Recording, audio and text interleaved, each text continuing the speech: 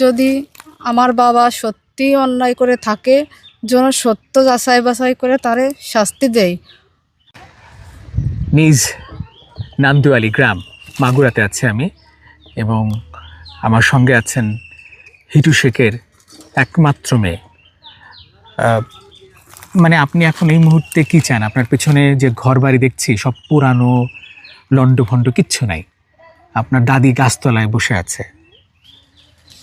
আমি বলতে চাই, যদি আমার বাবা সত্যি অন্যায় করে থাকে, যেন সত্য যাচাই বাছাই করে তারে শাস্তি দেয়, যেন উল্টাপাল্টা কোনো তদন্ত দিয়ে তারে শাস্তি না দেয়, পুরো পরিবার শেষ না করে। আর আমার ভাইরা, আমার মা যদি কোনো অপরাধ না করে থাকে, নির্দোষ হয়ে থাকে, তাহলে তাদেরকে কেন খালাস করা হচ্ছে না? এবং আপনার আমার দাদি নিজের জায়গা, নিজের ঘর বাড়ি দোষ করেছে, যদি কেউ করে থাকে তার শাস্তি হবে। সেই কারণে আমাদের ঘর বাড়ি পুরাই দিছে। আমার দাদি এখন কোথায় খাবে? খাওয়ার জিনিসও তো ঘরে ছিল। আমার দাদি এখন গাছতলায় এর বাড়ি ওর বাড়ি ঘুমোই বেড়াচ্ছে, শুয়ে বেড়াচ্ছে, কেউ খাতির দিচ্ছে না।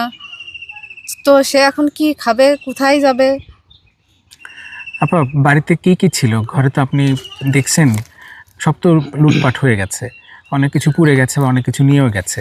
আমি মোটর দেখছিলাম, পানির মোটর। জি, মোটর ছিল, কল ছিল, তিনটা রুমে 3টা চৌকি ছিল, বারান্দায় একটা চৌকি ছিল, ঘরে ফ্রিজ ছিল, বাক্স ছিল, শোকেস ছিল, আরও যাবতীয় থালাবাটি, হাঁড়িকুড়ি যা ছিল, কাপড় চোপড়ও ছিল। আমার দাদি শুধু তার একটা নিজের শাড়ি নিয়ে বের হয়েছে, তাছাড়া সবই ঘরে ছিল। মানে এক কাপড়ে আর একটা কাপড় নিয়ে জি, বেরোতে পারছে। জি। আচ্ছা, তার তো অবস্থা খুবই খারাপ। আসলে বাড়িটা কে করছিল বা কে কিনছিল একটু বলতে পারেন? যখন বাবা জায়গা কেনে তখন তাদের একটা ছাপড়া ছিল।